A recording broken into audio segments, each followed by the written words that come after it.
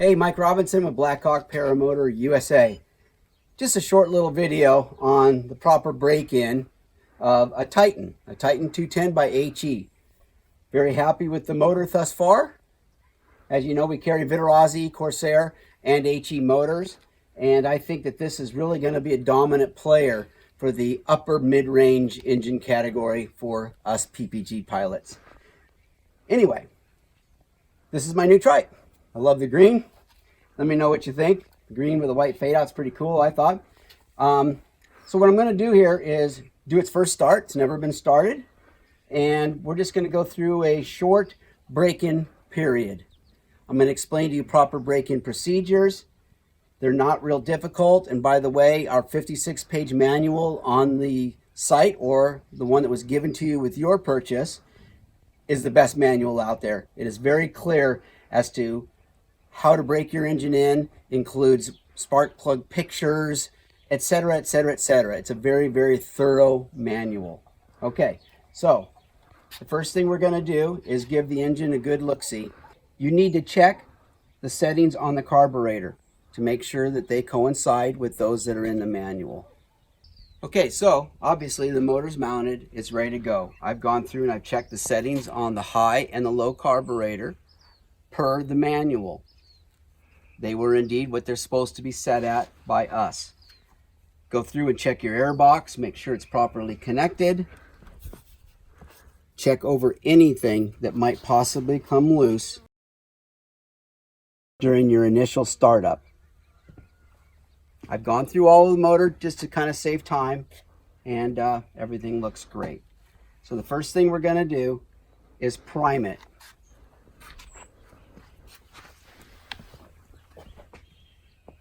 To press the button, and you're going to find the squeeze bulb, and you're going to squeeze it until you just hear the fuel go in.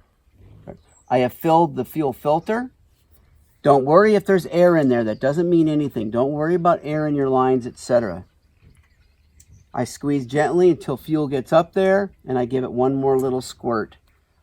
Don't over prime your engine. One quick thing I'll point out: don't leave your starter on any more than 2 or 3 seconds. Our engines start really quickly, and you don't want to burn up your starter. Prior to starting your engine, I want you to make sure that you have 1/8 of an inch of free play in your throttle. What I mean by free play is you're not engaging the actual throttle cable. There's 1/8 inch of play. The purpose of that is when your hand is moving up and down while you're flying, you're not engaging the RPMs or increasing your RPMs or decreasing your RPMs. The other thing is when I get in my unit, if I do not feel that 1/8 inch of play, I know that something has been pulled on or kinked, and I immediately check for what that problem might be. The last thing you want is to start your paramotor engine and it races up in RPMs. That's a problem. Next thing I do is I'm just going to depress the throttle and make sure that I'm getting back to idle and I'm getting full throttle. You can simply do that by depressing the bell crank on the carburetor and making sure it's going to full throttle. Notice I'm holding full throttle there. It is. And make sure that it goes back to the idle screw, which I can clearly see that it is. Again, the manual really does a good job of explaining this stuff. Another thing, make sure you have gauges. To not spend the money for the gauges in the bracket is very detrimental to the health and proper break-in procedure of your engine. We will use both of these extensively during the break-in procedures. Okay, so we've covered the throttle check, making sure that you have your tach and your temperature gauge. The next thing I'm going to do is hook up the battery. Always unplug your battery when not in use.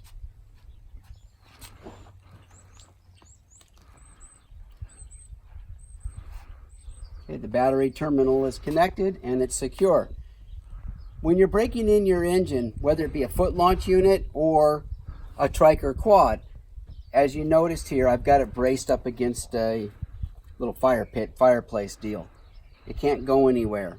As far as a foot launch unit goes, Tie it to a post, to a tree, etc. The braking procedure is rather long, so putting it on your back can be pretty daunting, to say the least. Okay, so she's properly secured. She's not going anywhere. I checked my throttle, and now we're ready to see if she runs. This is actually her first start. Remember, don't hold the starter switch too long.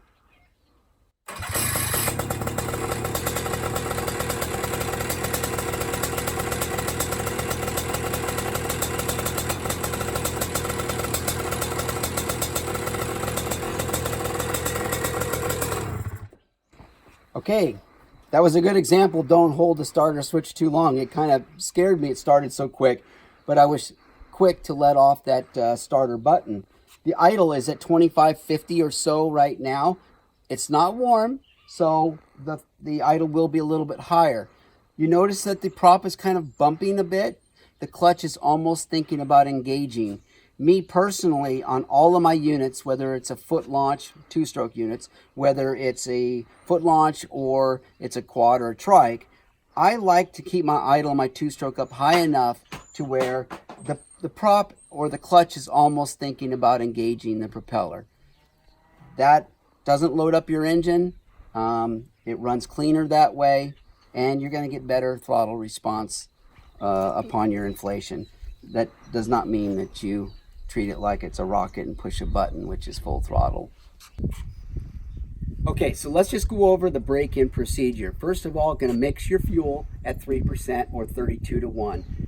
Run that for like a tank, no more than a tank at 32 to 1. After you've run it through a tank, I go to 40 to 1. And then after about 20 hours, 25 hours on your motor, go ahead and go to 45 to 1. Okay, so initially, you're going to warm the engine up to 200 to 250 degrees. Now this engine runs pretty darn cool, so it's going to take me a bit to get it to 250 degrees. I might not even get there. It'll probably take 8 to 10 minutes before I can get it to 250. More than likely, it's going to be around 200, 210, okay? So I'll get it to that first. I'm going to check everything over. Obviously shut it down, check everything over, and then we're going to do the next run-in procedure, which is your mid to idle, or idle to mid. And there's going to be from about 2,500 RPMs, 2,800 RPMs to 3,000 RPMs or so. I'll run it at that for about 5 minutes, shut the engine off, check the engine over again. If your engine is not idling properly, it doesn't want to stay running, stop. Please call us. There has been some issues with the Walbro carburetors on every manufacturer's engines, so there might be an issue there. We do initially run the engines in, but that doesn't mean that the carburetor doesn't decide to give you a problem when you get it. So again, give us a call if you have any questions whatsoever. Then the next procedure will be the run-up test, and there we're going to run it between 3,500 RPMs for a while, and then we'll pick that up to about 5,000, 5,500 RPMs, which will definitely be in the mid-range of this engine, and we will run it for total time of 15 minutes. Now, you might consider getting a chair or your helmet, for instance, is what I use a lot of the time. Give yourself a little bit of ear protection. This motor is actually pretty quiet. It doesn't have that tinny two-stroke sound to it. It's more of a baritone four-stroke-ish type of sound, but regardless, you know, wear your ear protection. If you're using one of our Bluetooth helmets, you can listen to your music, but I think I would pay more attention to what your engine's telling you. Anyway, so that's what we're going to do. Keep a good close eye on your temperatures, as I mentioned, and as it says in the manual. Right now, we're going to start it and run it up to 200 to 250 degrees.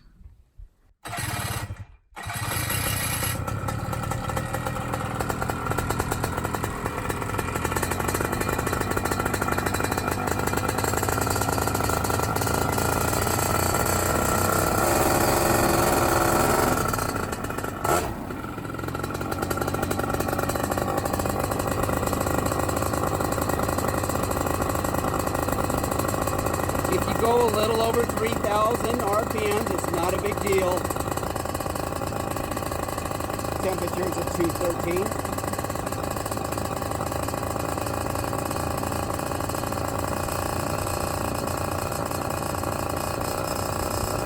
It's not rocket science. Don't worry about being specific.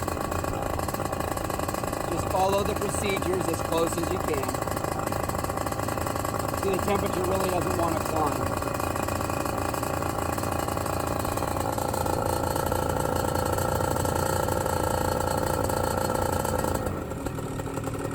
Let it go to idle. Diaphragm carburetors take a little bit more time to drop to idle.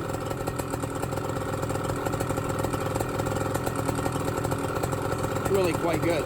I'm not going to touch the idle at this point for sure. 217 degrees. Okay. So the next step is to go ahead and do the mid-range test. We'll go up to 5,000, 5,500 RPMs or so. We'll run it at that for 5 minutes. And our temperatures, we'll see what they are. They're probably going to be around 250. Like I said before, the engine runs pretty cool. So it'll take a bit to get it above 250 or 260. This is the time when you might want to just take a seat.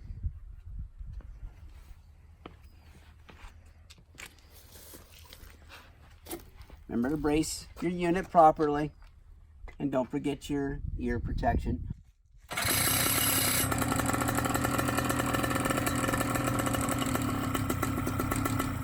You gotta love how quickly this engine starts.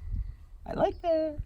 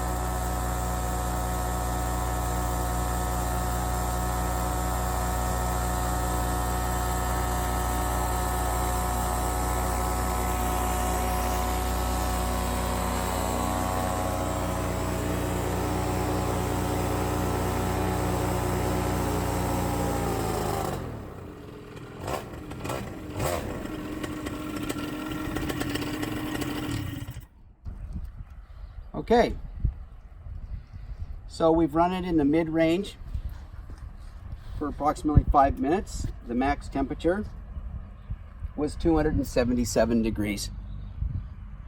Actually it says 276, but it was 277. You noticed one thing great about this motor is that we're exercising the mid-range, so she's going to bounce between the low and the high.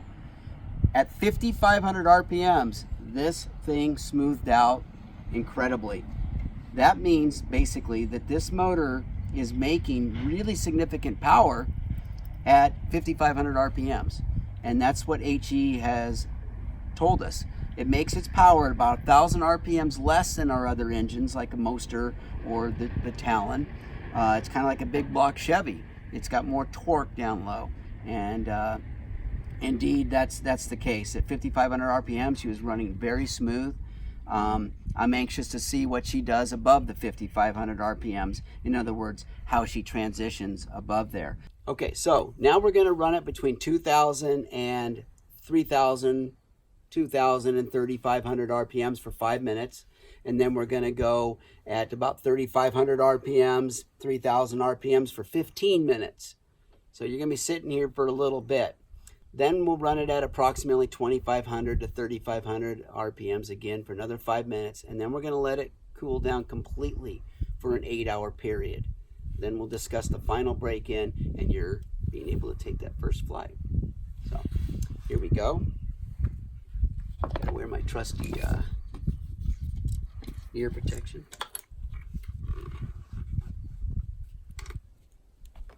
This is Bluetooth. No, really, it is.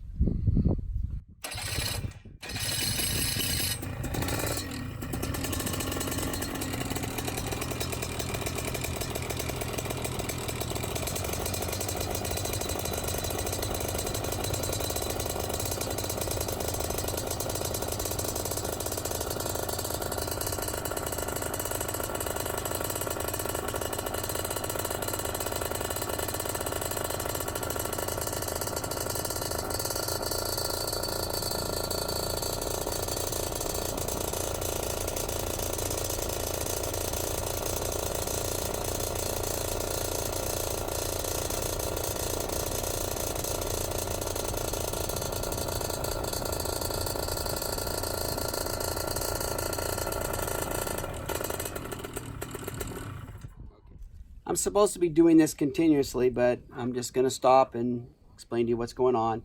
At that first 5 minutes there, max temperature was 196. So now I'm going to go for the 15-minute run, and that will be between 3,000, 3,500, 4,000 RPM, somewhere in there. Again, you guys, it's not critical stuff. Just keep it somewhere within the spectrum and enjoy your break-in procedure of your unit, okay? So here we go. Oh yeah, trusty ear protection. This was actually my dad's. Not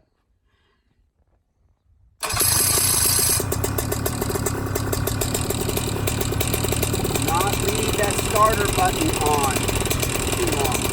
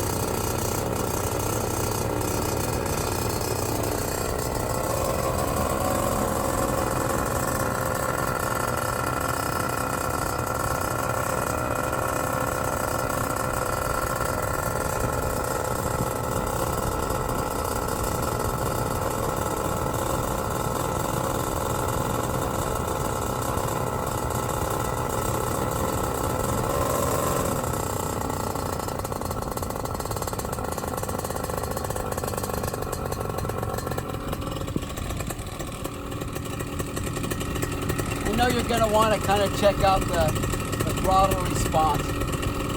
Don't go full RPM. Remember, that's not what this is all about, but you just want to see what kind of vroom vroom she's got.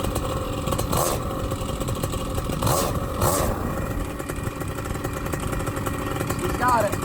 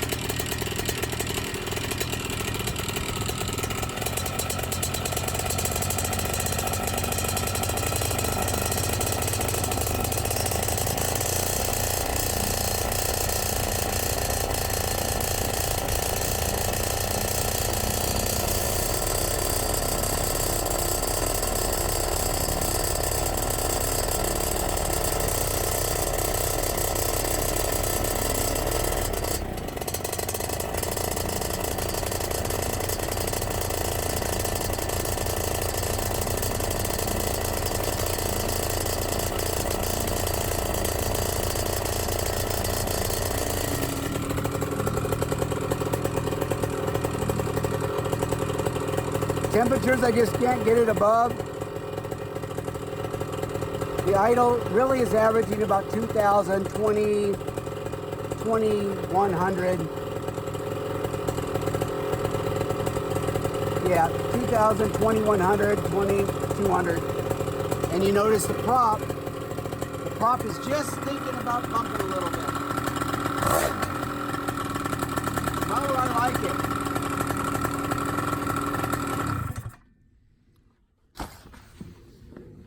So, it was a good lunch.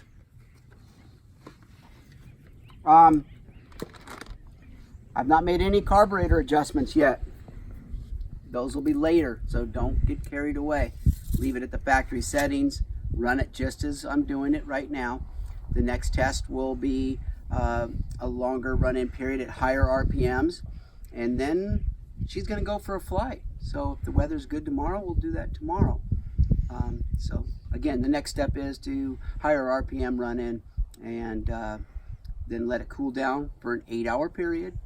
In the morning, I will show you how to take a torque wrench, take off the cooling shroud, and check the torque on that head, torque on the propeller. We're going to really do a good look-see of everything. And don't forget, that includes your harness, the trike, quad, foot launch, whatever. Give everything a really good look over. And it might take a little while to do this, but trust me, your engine will last a long time. You'll know more about your engine, and everything will be good. Also, tomorrow, after the initial flight, then we'll start showing you how to check your spark plug. Spark plug color is extremely important. If you have any questions, please give Mike, Austin, or I a call in the office. All right, let's go on with the next procedure now. Okay, so the final break-in procedure is going to be running at 15 minutes for 4,500 at 4,500 RPM, 5,500 RPM. I'm probably going to stick around the 5,500 because that kind of gets me out of that mid-range where the engine's bouncing a little bit and not running fat. And this is where we'll really see what our temperatures are doing, so keep a close eye on your temperature. I'm not really worried about it, but I'm just curious. Then we're going to go to full throttle for like 10 seconds just to verify what RPM we're getting, and we should be around 8,000, 8,300 RPMs. Do make sure that your unit is properly secured, okay? And then we're gonna run it varying the throttle through high idle, not full RPM, but 6,500, 7,000, 7,500 every now and then. We're just gonna exercise the engine, and then we'll shut it down, and then it goes through that minimum 8-hour cooling period. To really torque ahead, I want them to go overnight because overnight temperatures are colder than they are during the day. 8 hours might not be significant to really allow that metal to cool down. Anyway, everything's going really good, and let's get going. Oh yeah, got to have that trusty ear protection. These things really aren't built like they are now. My dad was a helicopter pilot, crop duster actually, for many, many years, to the tune of almost 13,000 hours actually. That's where I got into aviation. This thing's next to useless. Imagine in the day.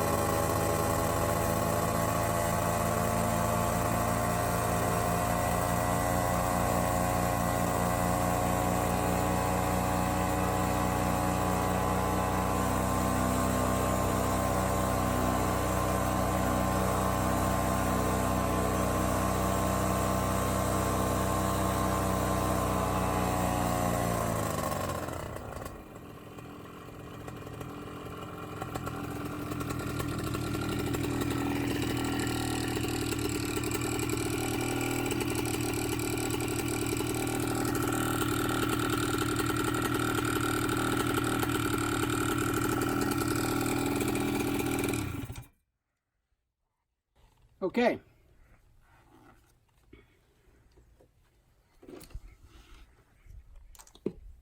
Feel like a wardrobe transformation.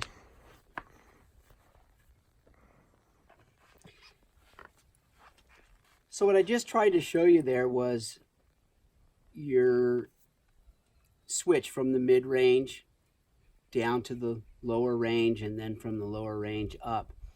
You can clearly see that it does run pretty good at the 4,500 to 5,000 RPM range, but when it hits that 5450, 55, 5600 RPM range, this motor really smooths out. It's a testament, honestly, to HE and the pipe manufacturer. But regardless,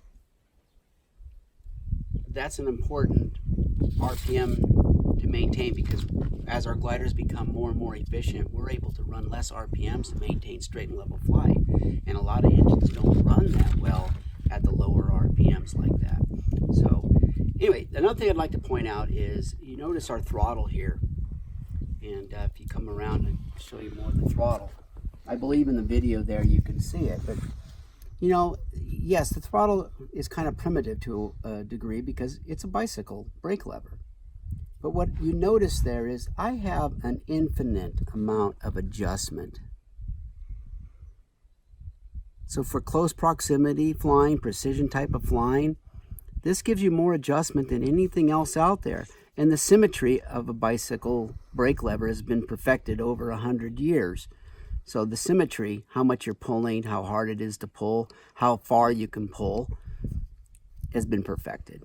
I don't like the little trigger throttles. They're like a variable speed drill, and they're much harder to be more precise in what you're asking your motor to deliver with regards to RPM.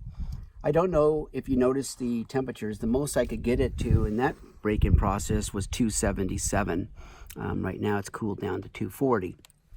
So far everything is going very well. I'm going to give the engine a look-see, and then we'll start up with the final break-in procedure. We're at the final stage. We're at the fun stage.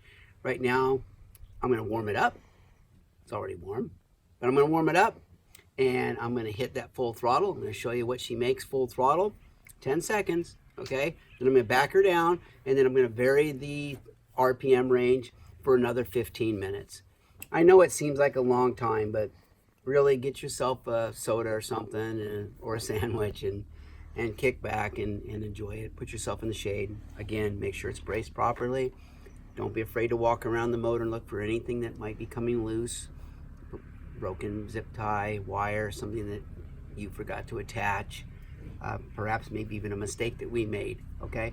So give her a good look-see, make sure everything's good, and then get on with your final stage. And the next day, you get to torque everything down and fly. In many cases, maybe take your first flight. Oh yeah. Dang ear protection. You're gonna need it now.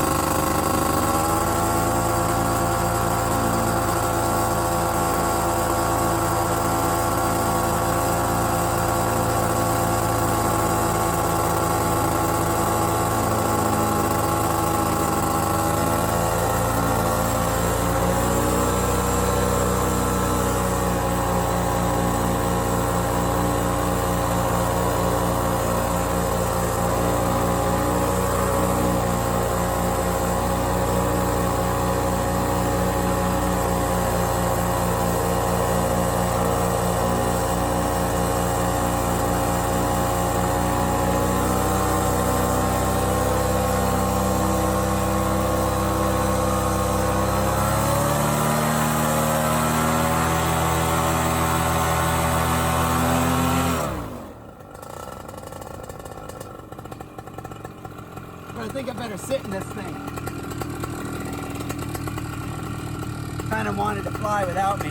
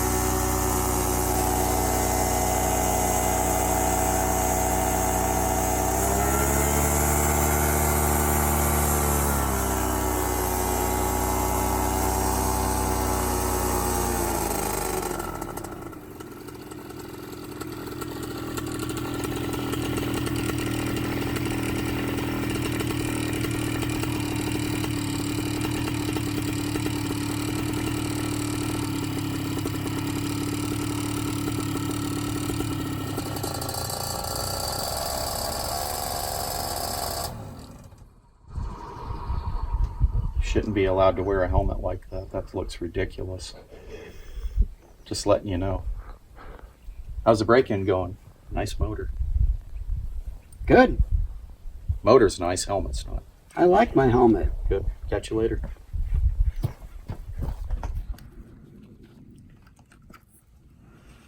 Okay. The max temperature was 318. It wouldn't climb above 318. That's great, because one thing we have to realize is this motor, it's static. It's not going anywhere. It's not traveling through the air. So no air is coming around to circulate and cool the engine. The helix prop on it, especially designed to draw air through the cooling shroud and cool the engine. And yes, it's doing its job. But to be sitting here and actually not flying, temperature here is approximately 82 degrees right now. Is impressive. It's a cool running engine without a doubt.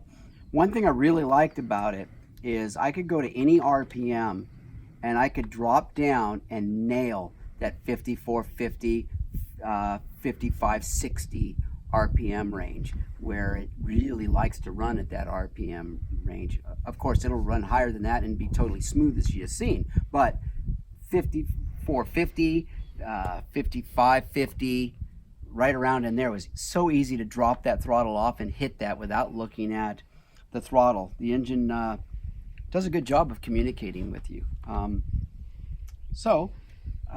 continue on with this 15-minute break-in, or 10 more minutes of varying the throttle RPM And then tomorrow morning we'll pick this up and go through the torquing procedures and take a first flight.